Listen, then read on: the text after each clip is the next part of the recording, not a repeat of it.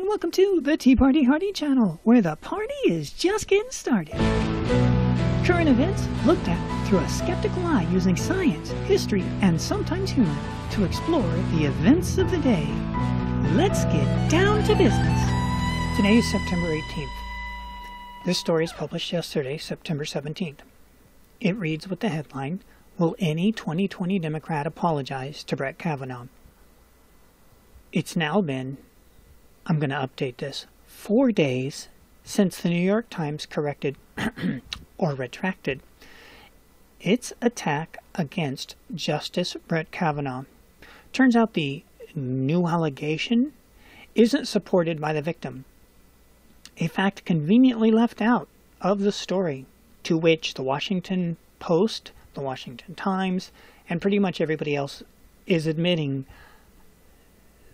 that the New York Times, because those authors, those two ladies who wrote the book, are also New York Times employees, that means they knew it wasn't included.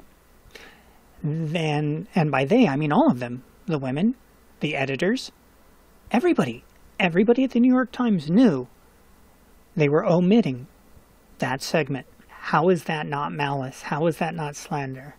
I understand there's different legal terms for both of those, but everybody agrees it's a smear campaign. And still, on September 18th, Kamala Harris, Liz Warren, as in Elizabeth Warren, aren't they friendly with her? It is New York. Beto O'Rourke, also known as Robert Francis O'Rourke, Julian Castro, and Pete Buttigieg have not apologized or reversed their calls for Kavanaugh to be impeached. How long will it be before at least one of them shows the basic decency and fairness to take back the impeachment demand? We're waiting. September 18th. We're still waiting. But I ask this question: where will America be if they choose one of these individuals to be their leader?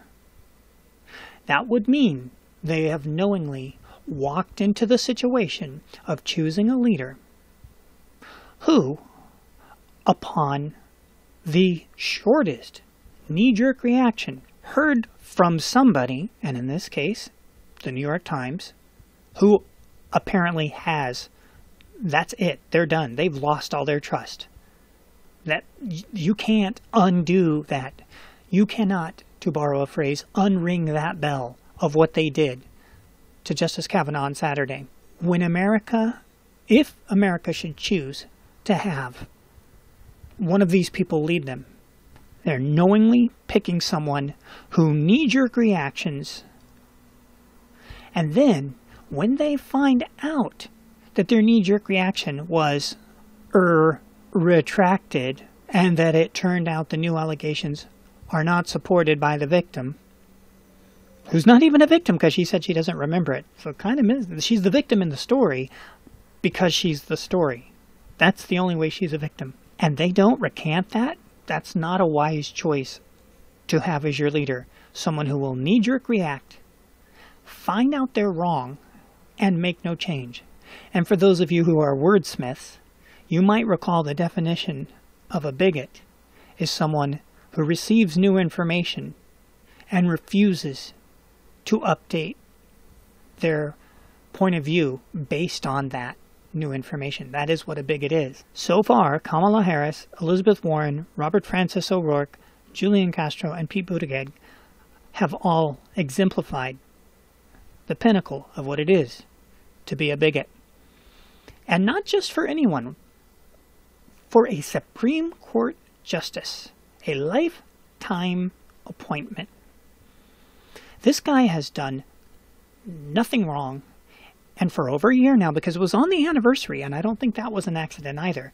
It's been over a year now that they've been smearing him with nothing but hearsay and rumors.